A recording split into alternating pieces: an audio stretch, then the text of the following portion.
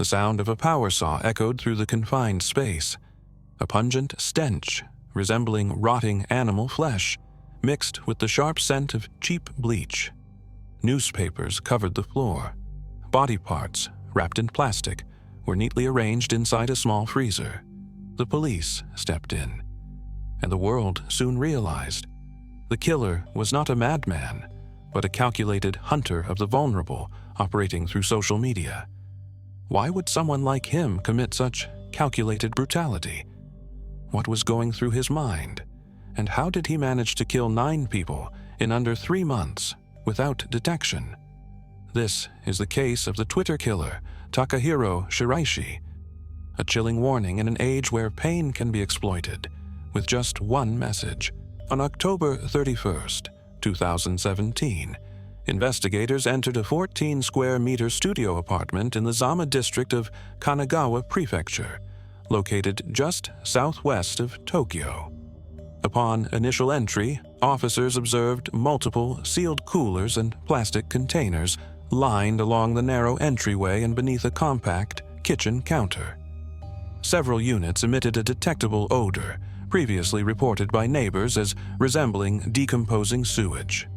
The interior temperature had been deliberately lowered. Ice packs and cat litter were present throughout the apartment. Inside the coolers, investigators located dismembered human remains, some wrapped in towels, others placed directly in plastic bags. 2 human heads were found intact. Forensic examination later identified the remains of 9 individuals. A blood-stained handsaw and multiple cleaning agents were found in the bathroom. The tub contained fluid residues consistent with bleach and organic decomposition.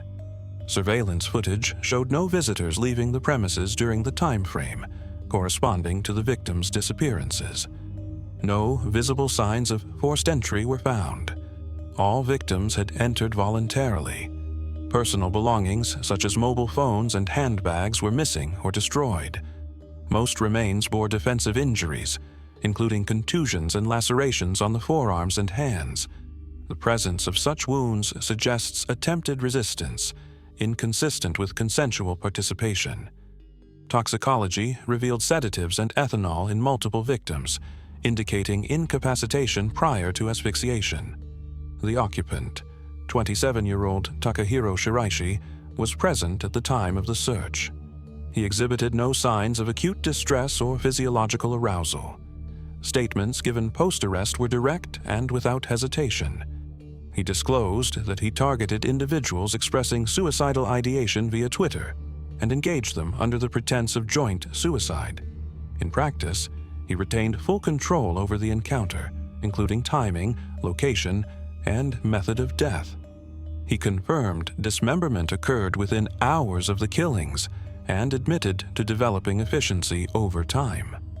The spatial arrangement of containers within the confined apartment suggests a systematic approach to body storage, odor management, and concealment. The use of multiple Twitter accounts to isolate and manipulate victims indicates premeditated intent.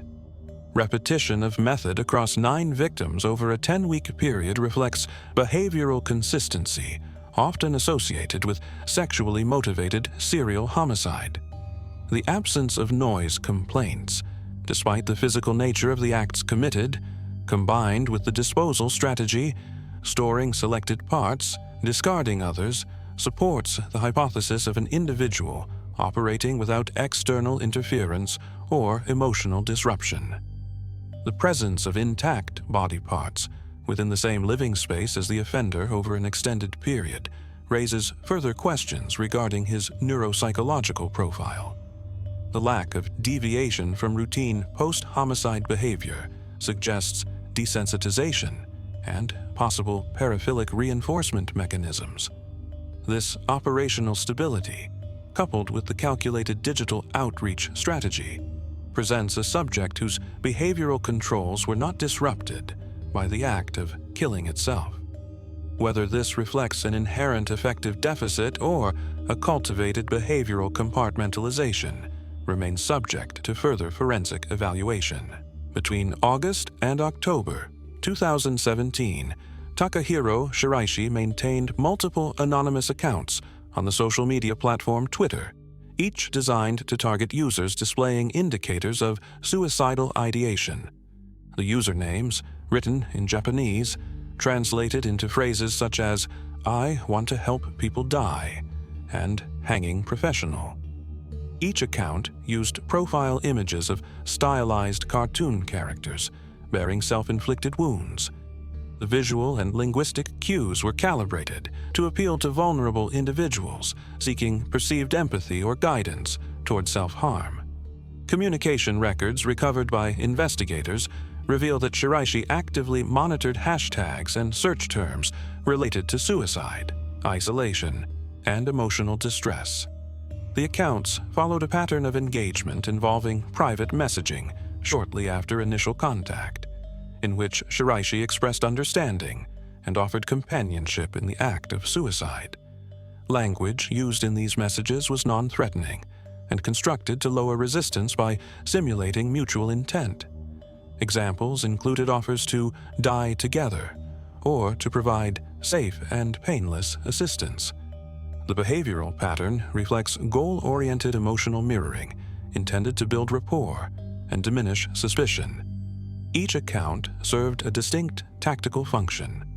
Some promoted direct collaboration in suicide, while others posed as passive listeners.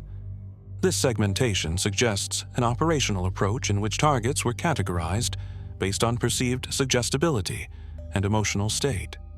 The absence of repeated content across the accounts further indicates deliberate behavioral differentiation to avoid platform detection. Shiraishi's digital communication strategy reflects manipulative structuring consistent with coercive control. Once communication was established, he provided logistical instructions designed to minimize third-party interference. Victims were directed to delete prior messages, silence their devices, and meet in specific public locations while avoiding detection. These instructions functioned as a behavioral filter, selecting for individuals willing to act without external consultation, thereby reducing the likelihood of intervention. Public reaction during the investigation period was initially limited, reflecting the covert nature of the communication. The platform's content moderation policies at the time did not sufficiently identify or restrict suicidal discourse unless explicitly reported. This systemic gap allowed prolonged interaction without triggering automated review or third-party alerts. The lack of reporting by the victim's social contacts may be attributed to both the private nature of the discourse and the normalization of emotional expression on the platform. The recorded message history reveals consistency in tone and phraseology across victims. This suggests a rehearsed script rather than spontaneous expression, reducing the likelihood that Shiraishi's responses were based on genuine shared experiences. His own accounts of suicidal thoughts, shared with family members in the months leading up to the crimes, were later admitted to be fabricated. This admission aligns with the hypothesis that his online behavior was entirely instrumental rather than emotionally congruent. Shiraishi's method of engagement eliminated the need for physical coercion during the initial encounter. The voluntary arrival of victims at his residence, followed by compliance with entry protocols, created the false appearance of mutual intent. This behavior pattern complicates post-event analysis, as the absence of physical struggle at the point of entry could be misinterpreted as consent.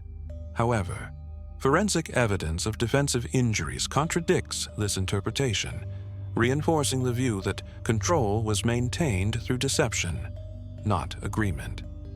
The strategic use of suicide-related language for predatory purposes marks a deviation from standard patterns observed in both homicidal and suicidal communication. This convergence of false empathy and calculated targeting represents a distinct behavioral profile, wherein online interactions are weaponized through psychological manipulation rather than overt threat. The role of digital platforms in enabling these crimes remains a subject of procedural reassessment. Subsequent policy updates on user safety and content moderation were implemented, but the retrospective timeline indicates that systemic detection mechanisms were insufficient to intercept patterned abuse of language and identity in real time.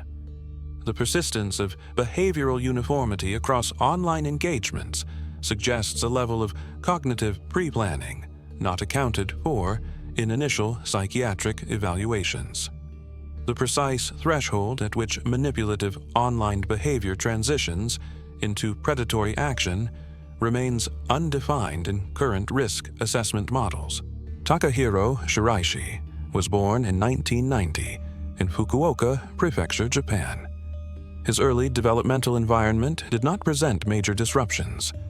His father worked as an automotive parts designer. His mother and younger sister resided separately due to the sister's school location. There is no verifiable documentation of childhood abuse, neglect, or prolonged exposure to trauma. Educational history was unremarkable. Shiraishi graduated from high school with no record of behavioral disturbances or academic decline. Post-graduation, he displayed marked occupational instability, shifting between low-skilled jobs without demonstrable career progression. By early adulthood, he was operating as a scout in the commercial sex industry, targeting women for recruitment into adult entertainment venues. Behavioral indicators of early manipulative tendencies became evident during his involvement in this sector. Reports from peers in the adult industry described Shiraishi as deceptive and opportunistic. He was known to exploit emotionally vulnerable women for personal gain. In February 2017, months before the homicides began, he received a suspended sentence for violating labor laws related to coercive recruitment practices. This prior engagement reflects a pattern of targeting individuals exhibiting psychosocial vulnerability for financial or sexual leverage. The escalation from manipulation to homicidal behavior occurred rapidly. Between August and October 2017, Shiraishi murdered 9 individuals within his apartment in Zama. All victims exhibited characteristics of psychological distress prior to contact. His selection criteria focused on perceived emotional instability, limited external support, and high suggestibility. Victimology analysis supports the assertion that isolation and online behavior were primary selection vectors. Motivational analysis indicates a dual-function framework. Interviews with the subject post-arrest suggest that initial killings were financially motivated, specifically for housing and sustenance. Subsequent homicides incorporated sexually deviant elements, including post-mortem contact and retention of body parts. This shift reflects progression from instrumental violence to intrinsic gratification. Statements made to law enforcement revealed an increasing sense of procedural efficiency and emotional detachment. The subject acknowledged gaining satisfaction from witnessing physical reactions during asphyxiation. These admissions align with characteristics observed in paraphilic coercive disorder, although no formal diagnosis was documented. Behavioral consistency across victims indicates compulsive repetition. All victims were female except one male, who was eliminated upon discovery of Shiraishi's activities. This exception does not reflect a deviation in sexual preference, but rather operational containment. The method of death remained consistent: chemical sedation, sexual assault, manual strangulation, dismemberment, and partial disposal. The offender retained specific body parts in refrigerated containers, reportedly for the purpose of visual re-engagement. This behavior aligns with object fixation and necrophilic tendencies. During psychiatric evaluation, Shiraishi exhibited no signs of psychosis or dissociation. He demonstrated full cognitive awareness and did not express delusional reasoning. His affect remained flat throughout proceedings. He did not appeal the death sentence and offered limited responses to opportunities for remorse expression. The absence of guilt, combined with his detailed procedural recounting, supports classification under antisocial personality disorder with sexual sadism features. Parental response did not indicate prior recognition of dangerous behavior. His father reported depressive episodes in early 2017, but did not associate them with escalating violence. Shiraishi's own admission that suicidal behavior was feigned to gain financial support suggests instrumental manipulation of perceived mental illness. This strategy was also applied to his victims, reinforcing a core behavioral theme of deception for control. No known partner relationships were maintained during the period of the murders. Social isolation appears to have functioned as an enabler, allowing the subject to maintain criminal routines without interference. The lack of peer accountability, combined with targeted digital engagement, created an operational environment free of immediate deterrence. At the behavioral level, the subject displayed low empathy, high impulsivity control, sexual deviance, and sustained behavioral planning. These elements meet multiple criteria established in the FBI's typology for organized lust serial offenders. However, the frequency and acceleration of killings suggest compulsive reinforcement rather than calculated risk reduction over time. The absence of any post-crime displacement or geographic variation in murder sites suggests environmental fixation. The static nature of the crime scene implies ritualistic satisfaction derived from spatial familiarity. The use of sedatives further supports a preference for power maintenance through incapacitation rather than confrontation. The interaction between sexual gratification, corpse preservation, and procedural precision introduces an atypical profile within Japanese homicide statistics. Further investigation is required to determine whether these behaviors were uniquely self-reinforced or if earlier, undocumented offenses may exist. Between August 22nd and October 30th, 2017, Takahiro Shiraishi carried out a series of 9 homicides within the confines of his 14-square-meter apartment in Zama, Kanagawa Prefecture.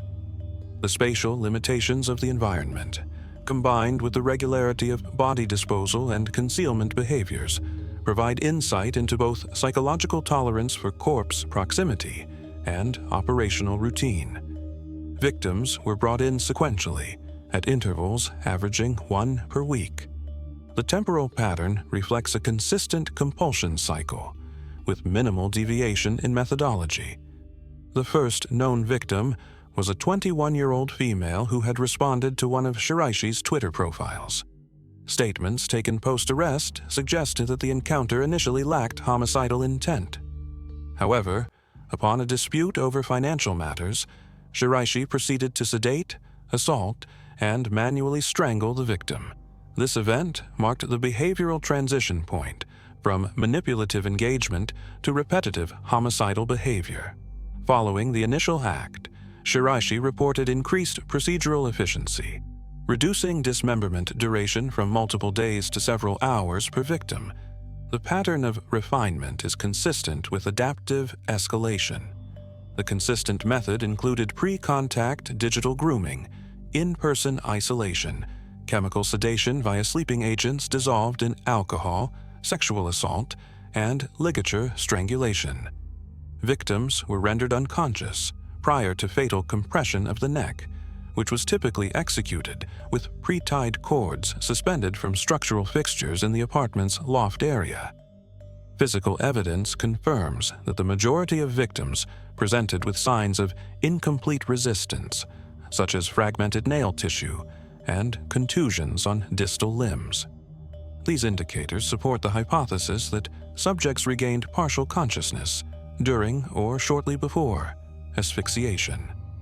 Dismemberment occurred post-mortem in the bathroom, utilizing a handsaw and standard consumer-grade tools. The use of running water, bleach, and bath salts served both practical and olfactory suppression purposes. Internal storage of select body parts within refrigerated coolers was accompanied by the application of cat litter and deodorizing agents. Shiraishi's decision to retain certain anatomical components over extended periods, while discarding others in municipal waste, indicates an object-focused retention strategy. This behavior is congruent with a subset of offenders exhibiting necrophilic fixation. One male victim was killed after attempting to locate a missing female associate. This deviation in victim profile did not alter the established method. The act functioned as an operational control measure, rather than an expansion of the offender's sexual or emotional targeting pattern. The decision to eliminate a potential witness rather than abort the engagement demonstrates a risk neutralization response. Autopsy reports revealed that all victims had ingested varying concentrations of zolpidem and ethanol. No sedative-resistant cases were identified. However, toxicological variance suggests inconsistent dosage calibration. The absence of uniformity implies reliance on subjective estimation rather than pharmacological knowledge. Despite this, no recorded escape or resistance prior to incapacitation occurred. This outcome may be attributable to the rapid execution of physical restraint following chemical onset. Apartment layout and material evidence suggest a single zone of activity for both the killings and the dismemberment process. Repetitive use of a confined space with limited ventilation would result in a cumulative sensory desensitization. The extended cohabitation with decomposing remains did not generate behavior indicative of distress or impulse disruption. Instead, Shiraishi maintained basic daily routines and continued digital outreach between killings. This behavioral compartmentalization is consistent with high cognitive control and diminished effective response. No attempts were made to relocate, deep clean, or alter the physical crime scene across the 2-month duration. The lack of spatial dislocation or concealment from third-party detection points to overconfidence or dissociation from social consequences. Despite reported odors by neighbors, no formal complaints were filed until after the final victim was traced. This delay contributed to the uninterrupted progression of offenses. Visual documentation from the crime scene, combined with interview transcripts, reveals a structured and rehearsed process. Each phase — approach, execution, dismemberment, disposal — followed a stable pattern. This repetition suggests reinforcement through psychological reward or ritualization. The absence of symbolic staging, however, distinguishes the behavior from expressive or signature-based homicide. A review of communications with victims prior to death indicates compliance and resignation rather than coercive resistance. Victim statements preserved in messaging records contain language indicative of confusion, detachment, and dependency. The psychological state of the victims, combined with pharmacological suppression, reduced the likelihood of defensive mobilization. One behavioral element remains unresolved. Despite consistent execution, Shiraishi retained select trophies but never distributed or displayed them.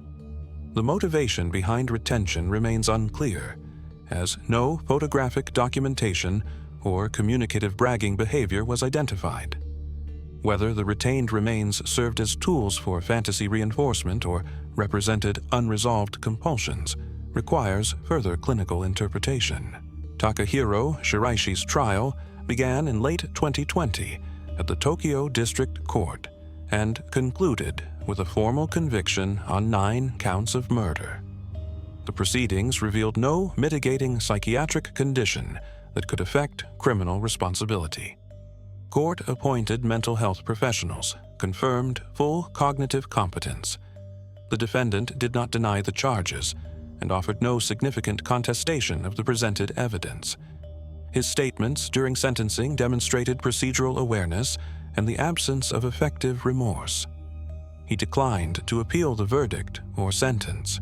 The court imposed capital punishment in accordance with Japanese criminal law. The selected method of execution, judicial hanging, was consistent with national policy. On June 27, 2025, the sentence was carried out at a designated detention facility. Per protocol, the execution occurred without prior notice to the inmate, legal counsel, or the public. Family members of the victims were informed post factum, in keeping with Ministry of Justice procedures. The execution chamber is configured for mechanical floor drop hanging, with calculated weight displacement to ensure cervical fracture or rapid asphyxiation. The method of execution bears direct forensic and psychological parallels to the offender's own modus operandi. During his criminal activity, Shiraishi employed ligature strangulation after sedation, resulting in extended periods of anoxic convulsions in some victims. The execution, though state-sanctioned, involved the same essential mechanism of neck compression. However, unlike the offender's approach, the penal procedure is designed for procedural finality, not psychological domination. Public discourse surrounding the execution remained limited. Statements issued by select victim families expressed divergent views. Some viewed the punishment as appropriate closure, while others indicated a preference for lifelong incarceration to force prolonged reflection. No empirical evidence suggests that Shiraishi exhibited behavioral deterioration or remorse during incarceration. Available reports describe stable conduct, minimal verbal communication, and a lack of engagement in rehabilitative programming. The broader social environment in which these crimes occurred reveals a systemic desensitization to digital distress signals. Despite consistent suicide-related posts by the victims, no effective interventions were deployed prior to their deaths. Review of Twitter's user safety infrastructure at the time revealed inadequate automated detection for suicide ideation and no enforcement mechanism for predatory language patterns. This allowed Shiraishi's communications to persist without content moderation or third-party reporting. The passive response by online observers may reflect a wider psychological disengagement in digital communities. Institutional limitations extended to the community level. Neighbors noted unusual odors and isolated behavior, but did not escalate concerns through formal reporting channels. The absence of third-party response over a 10-week period enabled uninterrupted serial activity. This collective inaction reflects a social threshold phenomenon in which ambiguous signs of deviance are insufficient to trigger individual intervention. Behavioral normalization in high-density residential environments likely contributed to the suppression of alarm signals. Post-case policy adjustments by digital platforms included expanded content monitoring and suicide prevention protocols. However, these measures remain reactive rather than preventive. No system currently exists to identify offenders whose online behavior mirrors coercive empathy or manipulative companionship tactics, particularly in non-explicit contexts. The case illustrates a behavioral profile that combines instrumental targeting, sexual deviance, and logistical precision. Shiraishi's operational pattern does not align fully with conventional typologies of organized lust killers or power-assertive predators. The offender maintained no long-term fantasy construction, did not demonstrate compulsive trophy behavior beyond storage, and exhibited no escalation in sadistic ritualism.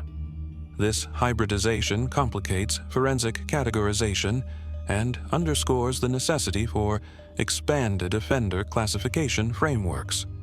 The conclusion of this case highlights not only a unique criminal trajectory, but also a broader deficit in communal and systemic responsiveness to atypical behavioral indicators in digital contexts.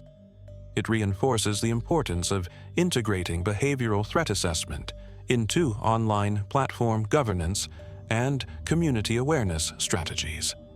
What are your thoughts on the behavioral conclusions presented here? Do you agree with this interpretation, or would you classify it differently?